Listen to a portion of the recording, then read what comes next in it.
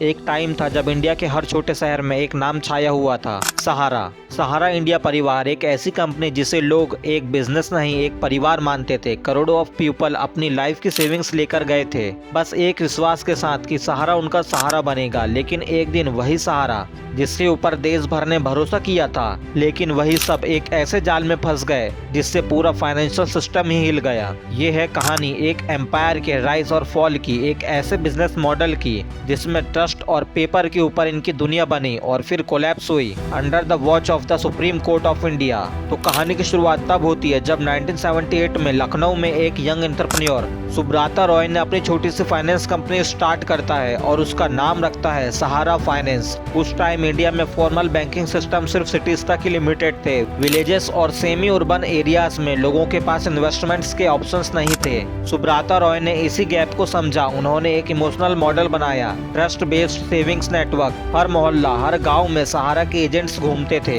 जो लोगों को समझाते थे कि थोड़ा थोड़ा पैसा जमा करो और उन्हें इसके बदले एक बड़ा रिटर्न मिलेगा। ये मॉडल तो सिंपल था लेकिन इसका स्केल एक्स्ट्रा ऑर्डिनरी था। सहारा ने ऐसे ही करोड़ों ऑफ स्मॉल इन्वेस्टर्स से उनका पैसा इकट्ठा कर लिया था। ये investors mostly unorganised workers, shopkeepers और मिडिल क्लास फैमिलीज से थे। सहारा के ऑफिस में एक फैमिली का एटमॉस्फेयर होता था, यूनिफॉर्म्ड एम्प्लॉयज, मोटिवेशनल स्लोगन्स और सहारा परिवार का इमोशन। 1990s में लिबराइजेशन के बाद इंडियन इकोनॉमी ओपन होने लगी, बैंक्स और फाइनेंशियल इंस्टीट्यूशंस ग्रो कर रहे थे, लेकिन सहारा ने एक अलग रास्ता लिया। उन्होंने इंट्रोड्यूस किया optionally fully convertible debentures, OFCDs। ये एक टाइप का इन्वेस्टमेंट इंस्ट्रूमेंट था जिसमें इन्वेस्टर्स का पैसा कंपनी के ग्रोथ में लगता था और कुछ साल बाद उन्हें इसके बदले फिक्स्ड रिटर्न्स मिलते थे। लेकिन OFCDs की लीगल कैटेगरी क्लियर नहीं थी। सहारा के हिसाब से ये प्राइवेट इन्वेस्टमेंट था और सेबी के हिसाब से ये पब्लिक ऑफरिंग थी और वहीं से शुरू हुआ एक रेगुलेटरी कंफ्यूजन जो बाद में इस स्कैम का बेस बना। सेबी रिपोर्ट्स के मुताबिक सहारा ने अपने OFCDs स्कैम के जरिए लगभग 24,000 करोड़ रुपए रेज किए थे। उन्होंने ये क्लेम भी किया कि उनके पास 3 करोड़ से ज्यादा इन्वेस्टर्स हैं, मोस्टली स्मॉल टाउन इंडिविजुअल्स। पर जब सेबी ने इन्वेस्टिगेशन स्टार्ट की तो डॉक्यूमेंट इतने कॉम्प्लेक्स और पेपर बेस्ड थे कि 127 ट्रक्स भर के इन्वेस्टर्स फॉर्म सेबी के ऑफिस में भेजे गए। एक ऐसा पेपर ट्रेल जिसे वेरीफाई करने में सालों लग गए। 2009 के आसपास सेबी को कुछ कंप्लेंट्स मिली कि सहारा की investment scheme possibly illegal public issue है। सेबी ने उन्हें नोटिस भेजा और सहारा ने रिप्लाई दिया, ये हमारा इंटरनल प्राइवेट इशू है, सेबी का इस पे कोई कंट्रोल नहीं। पर सेबी ने कहा अगर आप करोड़ों ऑफ इन्वेस्टर्स से पैसा ले रहे हो तो ये पब्लिक इशू है और आपको सेबी के रूल्स फॉलो करने होंगे। इस आर्गुमेंट ने एक कॉर्पोरेट बैटल बना दी, सहारा वर्सेस सेबी। 2010 में सेबी ने सहारा की 2 कंपनी इस पर बैन लगाया, सहारा इंडिया रियल एस्टेट कॉर्पोरेशन और सहारा हाउसिंग इन्वेस्टमेंट कॉर्पोरेशन। ये कंपनीज OFCDs के जरिए पैसा रेज कर रही थी।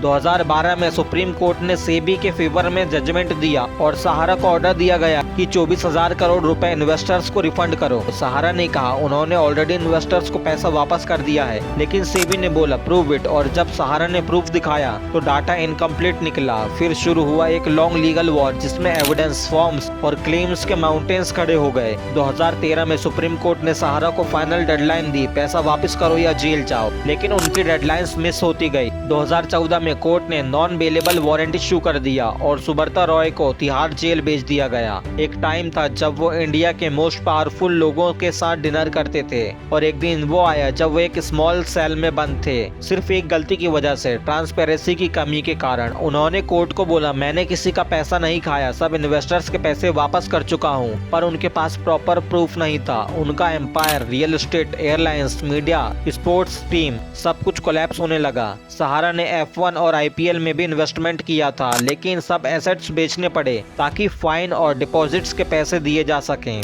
इस स्कैम का इम्पैक्ट सिर्फ एक बिजनेसमैन तक लिमिटेड नहीं था, ये फाइनेंशियल ट्रस्ट का क्राइसिस था। करोड़ों ऑफ स्मॉल इन्वेस्टर्स कंफ्यूज थे, उन्हें नहीं पता था कि उनका पैसा कहां गया। सेबी को रिफंड के लिए सिर्फ फ्यू लाख वैलिड क्लेम्स मिले, बाकी फॉर्म्स इनकम्प्लीट या डुप्लीकेट थे। बैंक्स और म्यूचुअल फंड्स में लोगों का ट्रस्ट बढ़ा, लेकिन प्राइवेट डिपॉजिट स्कीम में कॉन्फिडेंस गिर गया। रेगुलेटर्स ने भी इस स्कैम से सीखा और कुछ नए लॉज बनाए, जैसे KYC mandatory mandatory unregulated deposit scheme के against banning of unregulated deposit act 2019 और फाइनेंशियल अवेयरनेस कैंपेन्स इंक्रीज हुए। तो क्वेश्चन ये है, ये स्कैम हुआ कैसे? इसका आंसर सिंपल नहीं है। ये एक कॉम्बिनेशन ऑफ सिस्टम फेलियर और इमोशनल मार्केटिंग था। मेनली इन 5 कारणों के कारण ये स्कैम पॉसिबल हुआ। First, legal loopholes. OFCDs जैसे इंस्ट्रूमेंट्स 1980s से 90s में कंपनीज एक्ट में क्लियरली डिफाइंड नहीं थे। सहारा ने इसी ग्रे एरिया का यूज किया।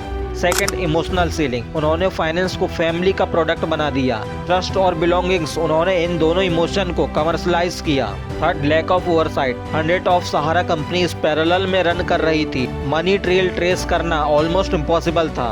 Fourth, political influence. सहारा के हाई लेवल कनेक्शंस ने उन्हें प्रोटेक्शन दिया for years till SEBI and supreme court stepped इन।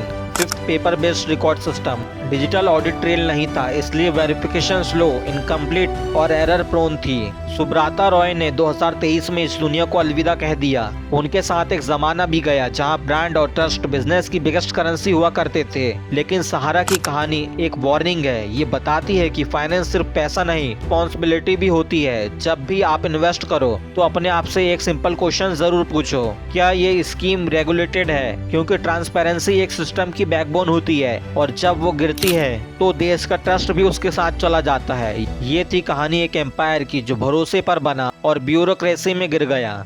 अगर आपको भी लगता है कि इंडिया के फाइनेंस सिस्टम में अब भी ऐसे लूपहोल्स हैं तो कमेंट सेक्शन में लिखिए #ट्रांसपेरेंसी मैटर्स।